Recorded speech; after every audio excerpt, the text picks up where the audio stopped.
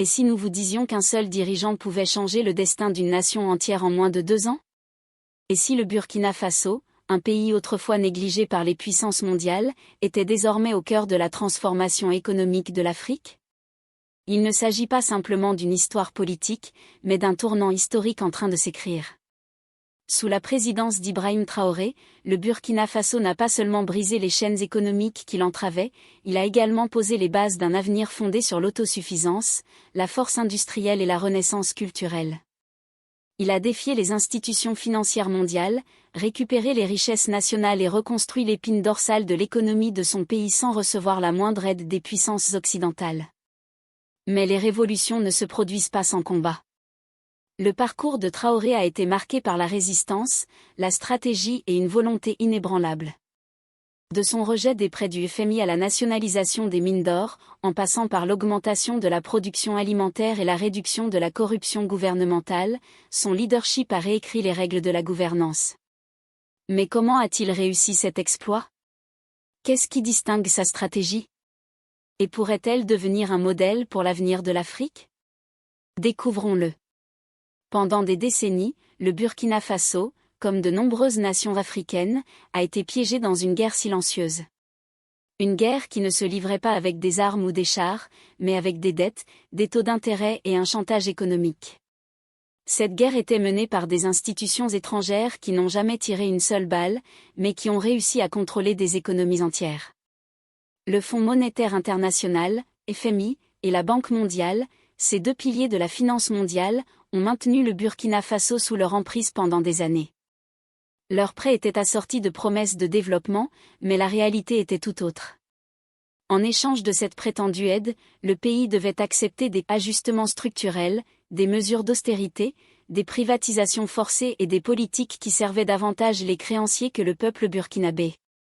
Chaque prêt était un contrat conçu pour s'assurer que le Burkina Faso devrait toujours plus qu'il ne pouvait rembourser.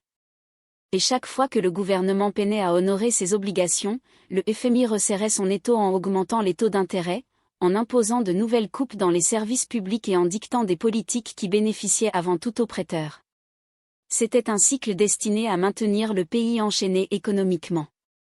Mais lorsqu'Ibrahim Traoré est arrivé au pouvoir, il a fait quelque chose qu'aucun dirigeant burkinabé n'avait osé faire auparavant, il a dit non.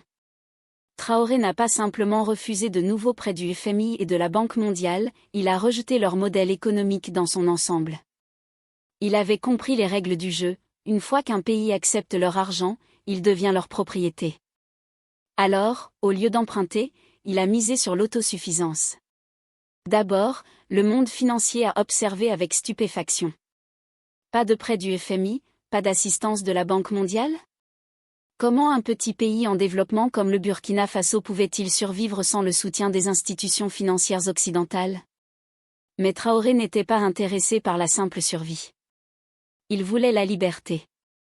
Plutôt que de chercher des renflouements extérieurs, son gouvernement s'est d'abord attelé à rembourser les dettes locales. Dans une décision qui a surpris les analystes financiers, Traoré a effacé des millions de dollars de dettes intérieures, libérant ainsi les entreprises et les banques locales d'un fardeau financier qui les étouffait. Ce n'était pas seulement une question d'argent, c'était une manière de rompre le cycle de dépendance. Avec les créanciers étrangers tenus à distance, Traoré a introduit un nouveau modèle financier qui privilégiait les ressources burkinabées, les travailleurs burkinabés et les solutions burkinabées. Les projets gouvernementaux, autrefois dépendants de financements extérieurs, étaient désormais financés par les revenus internes du pays. L'administration a réduit les dépenses inutiles, réorienté la richesse nationale vers des projets de développement et mis fin aux milliards de dollars qui s'évaporaient dans les trous noirs financiers contrôlés par l'étranger. Résultat, le PIB du Burkina Faso est passé de 18,8 milliards de dollars à 22,1 milliards de dollars, et ce, sans emprunter un seul centime au FMI. Cependant, la souveraineté économique nécessitait bien plus que le simple rejet des prêts. Elle impliquait aussi de protéger les ressources du pays contre l'exploitation étrangère. Pendant des années, l'or, le coton et les minerais du Burkina Faso étaient extraits et expédiés à l'étranger, tandis que le pays lui-même restait plongé dans la pauvreté. Le système était simple, des entreprises étrangères possédaient les mines, elles payaient des taxes dérisoires au gouvernement burkinabé, elles extrayaient des milliards en matières premières et les envoyaient en Europe. En retour, le Burkina Faso ne recevait que des miettes et des dégâts environnementaux. C'était du colonialisme moderne déguisé, et Traoré n'en voulait pas. Il a immédiatement stoppé l'exportation de l'or non raffiné et nationalisé des mines d'or stratégiques. Pour la première fois dans l'histoire du pays, le Burkina Faso traiterait son or sur place, conserverait ses profits et développerait ses propres industries. Ce n'était pas seulement une question d'argent, c'était une question de pouvoir. Car celui qui contrôle l'or contrôle l'économie. Les analystes occidentaux ont qualifié cette décision d'imprudente. Les citoyens burkinabés, eux, l'ont appelée une libération. Le combat de Traoré ne s'est pas limité aux prêts et aux entreprises étrangères. Il s'est attaqué au système financier mondial lui-même. Pendant des décennies, le Burkina Faso a été contraint d'utiliser le franc CFA, une monnaie encore contrôlée par la France, malgré une prétendue indépendance. Le franc CFA n'était pas qu'une simple devise, c'était un instrument de contrôle. Tous les pays qui l'utilisaient étaient obligés de déposer la moitié de leurs réserves de change à la Banque centrale de France. Cela donnait à la France un pouvoir de manipulation sur leur économie, maintenant ainsi leur dépendance. Traoré a commencé à se détourner du franc CFA en nouant des accords commerciaux qui ne reposaient ni sur le dollar américain ni sur l'euro. Il a également renforcé les liens économiques avec les nations du BRIC, comme la Chine et la Russie, qui étaient prêtes à commercer sans l'interférence occidentale. Les dirigeants occidentaux ont immédiatement réagi. Dès que le Burkina Faso a cessé d'accepter les prêts du FMI, les médias européens et américains ont commencé à diaboliser Traoré. Soudainement, il était décrit comme un dictateur militaire, accusé de mettre en danger la démocratie. Certains sont même allés jusqu'à prédire un effondrement économique du pays sans le soutien occidental. Mais le peuple burkinabé n'a pas été dupe. Tandis que l'Occident semait la peur, le Burkina Faso construisait des routes, des industries, améliorait l'agriculture et le système de santé, tout cela sans un seul prêt du FMI. Le message était clair, le Burkina Faso n'a pas besoin de l'aide occidentale, encore moins de son approbation, et certainement pas de son contrôle. Mais la liberté économique s'accompagne d'une immense responsabilité. Désormais, le Burkina Faso devait prouver qu'il pouvait prospérer par lui-même. Et cela n'était que le début.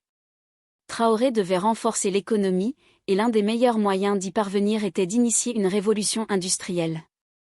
Pendant longtemps, le Burkina Faso avait été considéré comme une nation productrice de matières premières.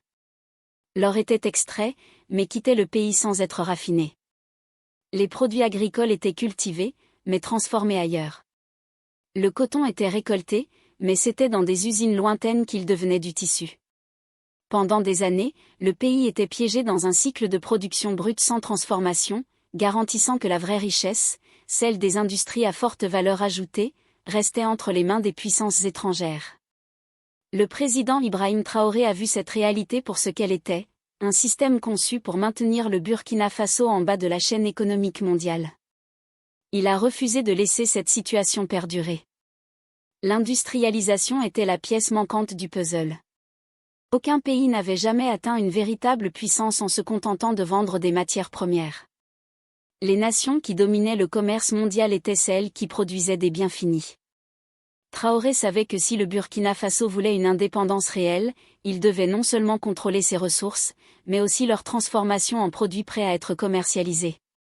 C'est ainsi qu'il a mis en place sa stratégie économique la plus ambitieuse, transformer le Burkina Faso d'un simple exportateur de matières premières en un centre de production industrielle. Des usines ont vu le jour là où, auparavant, il n'y avait que des terres vides. Partout dans le pays, des industries jusque-là inexistantes ont commencé à prendre forme. Le premier grand pas a été réalisé dans le secteur agricole. Le gouvernement a mis en place 2 grandes usines de transformation de tomates, une avancée majeure dans l'histoire du pays. Désormais, le Burkina Faso ne se contenterait plus de cultiver des tomates et de les vendre à bas prix, il les transformerait en produits emballés, en purée, en sauce et en conserve, allongeant leur durée de conservation, augmentant leur valeur et les rendant compétitifs sur le marché international. Cette décision n'était pas seulement un choix économique, c'était une déclaration forte, le Burkina Faso ne voulait plus être un simple fournisseur de matières premières. Ensuite, ce fut au tour de l'industrie du coton de se métamorphoser. Pendant des décennies, le Burkina Faso avait été l'un des plus grands producteurs de coton en Afrique, mais ce coton était exporté sous sa forme brute pour être transformé à l'étranger. Il revenait ensuite sous forme de tissus et de vêtements, vendus à des prix exorbitants. C'était un cycle absurde. Les agriculteurs burkinabés travaillaient dur pour produire l'un des meilleurs cotons du monde, mais ne profitaient d'aucun des bénéfices liés aux produits finis. Ce système a pris fin lorsque Traoré a dirigé la construction de la deuxième usine de transformation du coton du pays. Pour la première fois, le Burkina Faso ne se contenterait plus de produire du coton, il allait aussi fabriquer ses propres textiles. Mais le plan ne s'arrêtait pas là. Pour aller encore plus loin et se libérer totalement de la dépendance extérieure, Traoré a mis en place le premier centre national d'appui à la transformation artisanale du coton. Ce centre a permis aux artisans et aux petites entreprises locales d'accéder à des machines modernes et à des formations spécialisées, leur offrant ainsi la possibilité de produire des textiles de haute qualité sans avoir à importer des équipements coûteux. L'objectif était clair, si le Burkina Faso devait porter du coton, ce serait un coton fabriqué par des mains burkinabés, et non par des multinationales étrangères. Cependant, cette transformation industrielle nécessitait des infrastructures solides. Sans routes fiables et sans un réseau de transport efficace, l'industrialisation risquait de stagner. Les usines avaient besoin d'acheminer les matières premières et de distribuer leurs produits finis à l'échelle nationale et internationale. Sous la direction de Traoré, une vague de projets d'infrastructures a balayé le pays. Les routes autrefois étroites et délabrées ont été élargies et rénovées. Des autoroutes ont été construites pour relier les principales zones industrielles aux centres commerciaux clés.